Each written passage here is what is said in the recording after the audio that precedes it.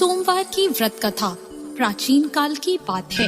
एक गांव में एक साहूकार रहता था। साहूकार बहुत धनी था, लेकिन उसकी कोई संतान नहीं थी। साहूकार अपने वंश को लेकर हमेशा चिंतित रहता था। साहूकार भगवान शिव को प्रसन्न करने के लिए सोमवार का व्रत रखता था और व्रत के दौरान भगवान शिव पार्वती की पूजा करता और शाम को शिवलिंग पर दीपक जलाता था। साहूकार की पूजा अर्चना को देखकर एक दिन माता पार्वती ने भगवान शिव से कहा, हे प्रभु, ये साहूकार आपका परम भक्त है। प्रति सोमवार को विधि विधान से आपकी पूजा करता है। मुझे लगता है कि आपको उसकी मनोकामना पूर्ण करनी चाहिए। शिवजी ने पार्वती जी की बात को सुनकर कहा, हे गौरी, ये संसार एक कर्म क्षेत्र है। जैसे एक किसान अपने खेत में बीज बोता है तो कुछ वक्त बाद उसे पेड़ मिलता है, उसी तरह इस संसार में आदमी जैसा कर्म करता है उसे उसका वैसा ही फल मिलता है। भगवान शिव बोले कि इसके कर्मों में संतान सुख नहीं है, लेकिन माता पार्वती ने भोले भंडारी से दोबारा आग्रह किया और कहा, हे नाथ, फिर भी आप इसकी मनोकामना पूर्ण कर दीजिए। यह आपका परम भक्त है। अगर आपने अपने भक्तों की इच्छा को पूर्ण नहीं किया तो वो आपकी पूजा आराधना क्यों करेंगे। माता पार्वती के इतना आग्रह करने पर भगवान शिव ने कहा, यह साहूकार बहुत धनवान है और इसके कोई पुत्र नहीं है, इसलिए ये सदैव चिंतित रहता है। लेकिन इसके भाग्य में संतान योग भी नहीं है। लेकिन तुम्हारे आग्रह करने पर मैं इसे पुत्र प्राप्ति का वरदान दे देता हूँ। लेकिन इसका जो पुत्र होगा वो केवल 12 सालों तक ही जीवित रहेगा। फिर एक रात्रि शिवजी ने साहूकार को स्वप्न में दर्शन दिए और कहा कि उसको जल्द ही पुत्र रत्न की प्राप्ति होगी, लेकिन उसका पुत्र दीर्घ आयु नहीं रहेगा, बल्कि केवल 12 वर्ष तक ही जीवित रह पाएगा। यह बात सुनकर साहूकार ना तो प्रसन्न हुआ और ना ज्यादा दुखी हुआ। साहूकार ने इस बात को सुनकर भी पूजा अर्चना जारी रखी और कुछ दिनों बाद साहूकार की पत्नी गर्भवती हो गई और उसने एक सुंदर बालक को जन्म दिया। बालक के जन्म से घर पर हर्षो उल्लास का माहौल था, लेकिन साहूकार खुश नहीं था, क्योंकि उसको पता था कि उसके बालक का यह जीवन केवल 12 वर्ष तक का ही है और उसने किसी को भी यह बात नहीं बताई थी। जब साहूकार का बालक 11 वर्ष का हुआ तो साहूकार की पत्नी ने कहा कि अब इसका विवाह कर देना चाहिए, लेकिन साहूकार ने मना कर दिया और उसे शिक्षा के लिए काशी भेज दिया। साहूकार ने बालक के मामा को बुलाया और पैसे देकर उन्हें बालक के साथ काशी जाने का आदेश दिया। फिर साहूकार ने मामा भांजे से कहा कि वह काशी जाते समय रास्ते में यज्ञ करते हुए और ब्राह्मणों को भोजन कराते हुए ही जाए। दोनों मामा भांजों ने ऐसा ही किया। काशी जाते वक्त जिस रास्ते से मामा भांजे गुजर रहे थे, उसका राजा अपनी पुत्री का विवाह एक ऐसे राजकुमार से करवा रहा था जो कि काना था, यानी उसे एक आंख से दिखता नहीं था। दूल्हे का पिता इस बात से चिंतित था कि अगर दुल्हन पक्ष को यह पता चल गया कि दूल्हा काना है तो राजकुमारी विवाह के लिए मना कर देगी।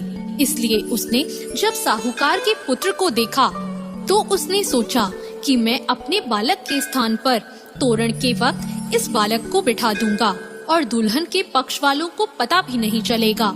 दूल्हे के पिता ने साहूकार के पुत्र को इस बात के लिए राजी किया।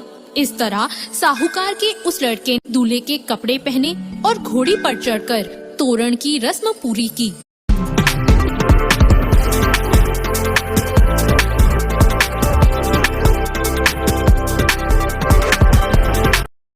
तोरण के बाद फेरों की जब बारी आई तो दूल्हे के पिता ने साहूकार के पुत्र से अनुरोध किया कि वह दुल्हन के साथ फेरे ले और जब विवाह संपन्न हो जाए तो यह बात किसी को न बताए। मामा भी राजी हो गया और विवाह समारोह भी निपट गया और शादी संपन्न होने के बाद मामा भांजा काशी के लिए प्रस्थान कर गए। परंतु साहूकार के पुत्र ने दुल्हन के कपड़ों पर लिख दिया कि तुम्हारी शादी मुझसे हुई है, लेकिन जिसके साथ तुम जाओगी वह एक आंख वाला आदमी है और मैं काशी में शिक्षा ग्रहण करने जा रहा हूँ। जब राजकुमारी ने यह बात पढ़ी तो उसने राजकुमार के साथ जाने से इनकार कर दिया और अपने पिता से कहा, यह मेरा पति नहीं है, मेरा पति शिक्षा ग्रहण करने काशी गया है। जब सब जगह यह बात फैल गई तो मजबूरी में दूल्हे के पिता को सारी बात बतानी पड़ी और दुल्हन के पिता ने भी अपनी बेटी को भेजने से इनकार कर दिया। इधर मामा भांजे दोनों काशी पहुंच गए और बालक शिक्षा ग्रहण करने लगा और मामा ने यज्ञ कराना भी शुरू कर दिया। जब साहूकार का पुत्र 12 साल का हो गया तो एक दिन वो अपने मामा से बोला कि उसकी तबीयत ठीक नहीं है और वह सोने अंदर जा रहा है। साहूकार का पुत्र अंदर सोने गया और उसकी मृत्यु हो गई। कुछ देर बाद जब मामा अंदर पहुँचे, उन्होंने जब अपने भांजे को मरे हुए देखा तो वो बहुत दुखी हुए, परंतु वह रो नहीं सकते थे वरना उनका यज्ञ अधूरा रह जाता। इसलिए मामा ने वापस जाकर यज्ञ पूरा किया और ब्राह्मणों का भोजन कराने के बाद मामा अपने मृत भांजे को देखकर रोने लगे। उसी वक्त उसी मार्ग से शिव पार्वती गुजर रहे थे। माता पार्वती ने किसी के रोने की आवाज सुनी तो उन्होंने शिवजी से कहा, हे प्रभु, कोई मनुष्य रो रहा है, चलो उसके दुखों को दूर कर देते हैं। शिव पार्वती मामा के पास गए और उन्होंने जब मृत बालक को देखा तो हैरान हो गए, क्योंकि वह भगवान शिव के आशीर्वाद से जन्मा साहूकार का पुत्र था। माता पार्वती ने कहा, हे नाथ, यह तो साहूकार का पुत्र है जिसको आपने केवल 12 वर्ष तक का जीवन दिया था। पार्वती जी ने मृत बालक को देखा तो उन्हें दया आ गई और उन्होंने शिवजी से कहा, प्रभु, आप इस बालक को जीवन दान दे दीजिए, वरना इसके माता पिता जीते जी मर जाएंगे। माता पार्वती के आग्रह करने पर शिवजी ने उनकी बात मान ली और उसे जीवन दान दे दिया। साहूकार का पुत्र जीवित हो गया और मामा भांजे अपने घर की ओर प्रस्थान के लिए चल दिए। रास्ते में साहूकार का पुत्र उसी शहर से गुजरा जहां उसका विवाह हुआ था। दुल्हन के पिता ने बालक को पहचान लिया और मामा भांजों को लेकर अपने महल आ गए। दुल्हन के पिता ने एक समारोह किया और अपनी पुत्री को साहूकार के साथ भेज दिया।